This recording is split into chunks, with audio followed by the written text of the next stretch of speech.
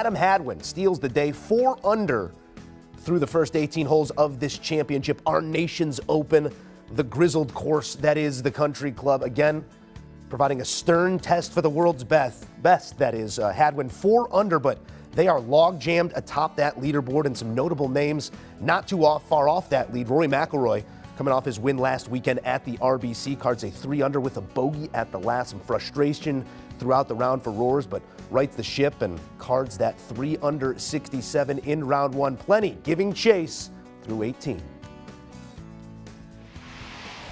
All right, let's head out to the country club with members 001 and 002. Kyle Porter, Rick Gehman, living in the lap of luxury. Guys, it's always a pleasure to break these things down with you. I want you to take me to your headline here in round 1, KP. What really stole the day as you highlight one of those names atop the leaderboard?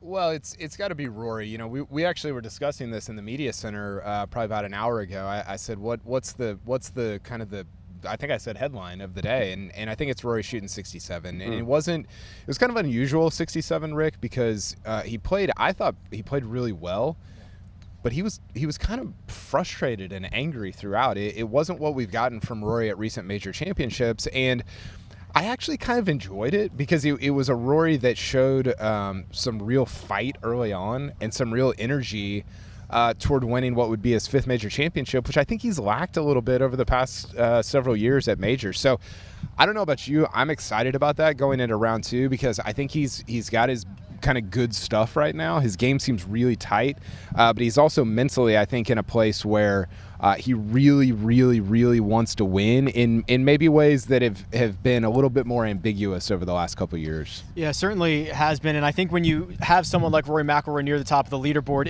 it can get easy to kind of hand him the championship, almost like we wanted to do at the PGA Championship just a couple of weeks ago. But realize that there are still so many golfers in the mix here. This golf course played nearly 3 strokes over par. So if you were 2 over, you gained strokes on the field. And with 54 to go, and the way that the country club is playing, where there are opportunities to make birdies, but there's also situations where even really good shots are not necessarily being rewarded, this could change and shuffle every single day, and that's kind of what I expect it to. So while we've got guys hovering at even par, big names hovering at even par, we've got big names like Jordan Spieth at 2 over, they're very much still in the mix, even though Rory McIlroy kind of anchors the top of the board as one of the best stars at the top. Yeah, 25 players here in round 1 in red numbers. It's all going to transpire over the next 54 holes. We'll see what the USGA does with the setup, and we'll get to that in a moment. But I do want to double back here on Rory, because you said it pretty concisely there, KP, but he's carrying an elite level of play right now that we've seen in the past, but you can almost trace it back to the 72nd hole at Augusta, him holing out, the moments that followed. Yeah. Still needs to avoid that letdown day, as you guys mentioned here, over the next 3 days. But KP, are you sensing a different desire out of Roars? He talks so much about the perspective in his life, but these last couple weeks, and here specifically on Thursday, the bop is back, we're throwing clubs. What do you attribute that to? Well, I think that we were talking about this also. I think there's been a little bit of an erosion emotionally. He's carrying a lot around. You talk about the live golf stuff against the PGA Tour. That's been the only thing that anybody here has talked about all week. I think viewers get sick of Rick and I discussing it, whether it's on a podcast or on HQ, but that's literally the only thing anybody's talking about. Players, agents, coaches, managers, media, like that's the only thing being discussed. And I think Rory has been, in a lot of ways, a spokesperson for that and at the forefront of that discussion. And I think when you've got people kind of looking to him all the time for you're our North Star, what's our way forward, that's exhausting. That's really, really tiring. And I think emotionally, he is probably a little bit worn out just from the last few weeks and months of that. And while being worn out, he's still performing. And we've talked about Rory trying to summon a lot of energy, trying to summon a lot of motivation in the past, and sometimes having trouble with that. Well, he's having no trouble with the motivation side of things in the last couple of weeks. Obviously, with everything that's going on in the world of golf, going back and being able to successfully defend his RBC Canadian Open title, and then coming out and getting off to a really hot start here at the U.S. Open. I mean, it's motivation abound. And when you look at it statistically, Joe, Rory McIlroy had one of the best putting rounds of his career, and normally that would be a little bit of a concern. You'd expect regression at some point, but when you're an elite star like Rory McIlroy is, he's just able to bank those strokes. Yeah. And he's going to come out likely over the course of the next 54 holes, and he's going to continue to drive the ball well. He's going to hit his wedges better than he has in the last year or so. That's an improved aspect of his game, and no one gives him credit for his around the green play. So this is a really good combination for Rory, even if it was against his DNA a little bit on Thursday. Moving forward, this is a really good sign for him. Well, and I think real quick, just to follow that up, he got asked after his round, this was actually the question that I had for him, somebody else asked it, if he's inspired by the fact that he's kind of been at the center of, or at the epicenter of everything that's been going on between LIV Golf and the PGA Tour. He's been, in a lot of ways, the spokesperson for the PGA Tour. And my question that got asked was, does that inspire you to actually go out and prove it on the course, to kind of back up the words that you're saying with your play on the course? And he said, I thought his answer was really telling. He said, not really. It's just been a long time since I won a major championship. And so he's doing all these things, Joe, for the golfing world and kind of, again, leading that out. But I think he wants this U.S. Open trophy for himself. Yeah, maybe the conversation has refreshed that desire to get his name back on the trophy, doing everything that was asked of him here in round one, pouring in some big par putts of length. And when we're talking about the U.S. Open, that's always what we're talking about. Let's get to the other side of maybe the LIV conversation, if you'll humor me here, Kyle Porter. I know you're done with the conversation, but the face of LIV Golf had a little bit of trouble here in round one. Phil Mickelson, I want you to tell me about his reception here on Thursday. It was an 8 over 78, struggled with the flat stick. Rick, you take lead on this one. What did you observe in and around Phil's round out there at Brookline here on Thursday?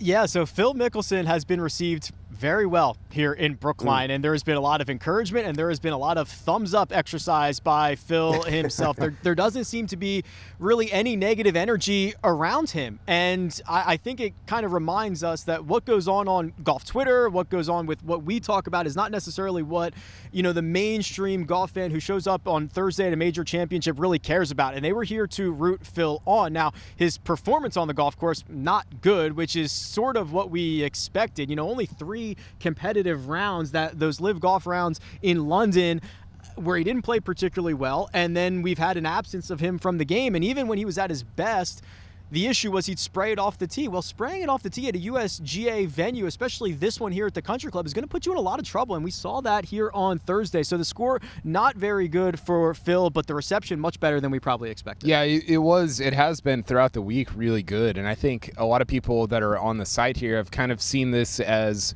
a Phil versus the media situation, which I don't really agree with, but when it gets framed like that, it's very easy to be against the media, to root against Phil. So I think that's sort of how it's been framed by a lot of people that are at this event. But Phil just struggles at U.S. Opens. He hasn't finished in the top 20 in 9 years since he finished T2 in 2013 at Marion when Justin Rose went on to win.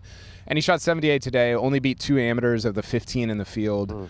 It was not, I mean, it wasn't a great round, but it was also, I think, a little bit of what we expected, not necessarily because he's only playing LIV Golf, but because he doesn't play great at U.S. Opens, and he hadn't played a lot of golf in general as of late. Well, it may be called the Country Club, but this is in no way Country Club golf, guys. It is a tough test out there and a grisly test on Thursday. Maybe not all of that comes through the television at us. Rick, what's something that you took in out there that maybe you think the viewers are missing, having boots on the ground out there at Brookline? Yeah, I think the big thing was the change from kind of the morning wave to the afternoon wave. Yeah. When we got here this morning, the sun was out, the wind was down, and the guys who went out early kind of took advantage of those conditions. And I'm not sure it really came through how much that changed for the afternoon wave. It was essentially completely overcast for the entirety of the afternoon. It seemed to get a little bit chillier, and the wind was definitely up. And I believe it changed directions where you had a couple of holes that were playing downwind early in the morning and then kind of flipped on these guys in the afternoon. So it was certainly a grind for the PM wave, and we'll see how it shakes out after Friday's round, what the actual wave splits were. But I was surprised at how different the two waves got it in terms of conditions. Yeah, I think what interested me, I walked with the Rory, Hideki, Xander group in the morning, and Joe, I don't know if it comes through on TV, but these greens are extraordinarily slopey. Yeah. I mean, you've got these sort of false fronts and backboards, if you will, at the back of the greens that are I mean, the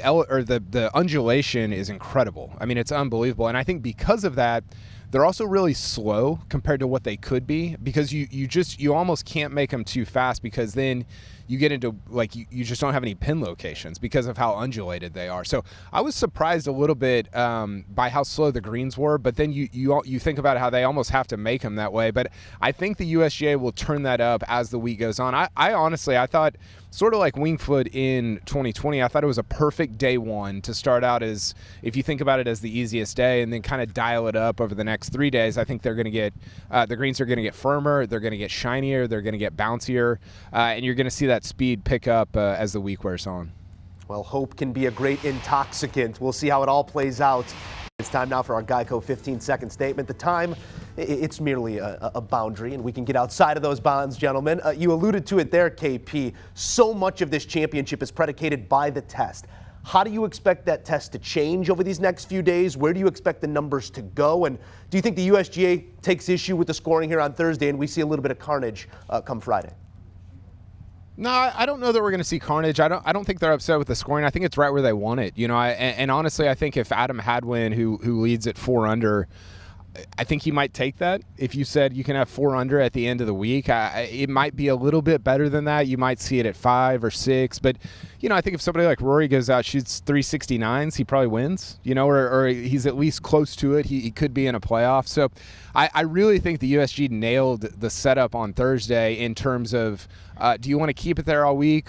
Probably not, but it's the perfect starting place to be able to dial it up a little bit, pin some more difficult locations, and maybe turn that scoring average up to 73 or 74 as the week wears on. I think the other bold statement here is that these guys are really good. And even if they do crank it up and they start to tuck these pins and start to really test these guys, somebody's going to shoot under par. I mean, the level of golf right now, especially in this field where you have so many great players and all the open qualifiers, like, you're going to see great golf be played no matter what happens out here. We saw that, countless times at Southern Hills, or going back to the Players' Championship when conditions got really bad. So I think the course is playing to a great scoring average right now, and these guys are going to take advantage of it no matter what happens. And John Rahm said, real quick, John Rahm said on Thursday, he said, I looked out, there was no wind out there. It was laid down. I thought we were going to blow the roof off the place, and then we didn't. And that just shows how difficult of a setup, not even of a setup, but just how difficult the architecture of Brookline is. So I think Thursday was awesome. I thought it was a great start to what they wanted from the golf course on day one. I think it's only going to get better and probably harder from there. No doubt, plenty of golf to be played, and our guys Kyle Porter, Rick Gehman, going to bring us all the latest from Brookline throughout the week and the weekend. But for now, we thank you, gentlemen. And the conversation continues on the premier pod in all of golf. That's the First Cut Podcast. Kyle Porter, Rick Gehman, the whole gang taking you under the ropes and into the action week after week and round by round at the U.S. Open. Download, subscribe, and enjoy the First Cut Pod. Do you want a sports network that delivers everything that matters about the game? The highlights, the picks, the instant analysis, no yelling, no fake debates, no politics. Hit the subscribe button and never miss a moment.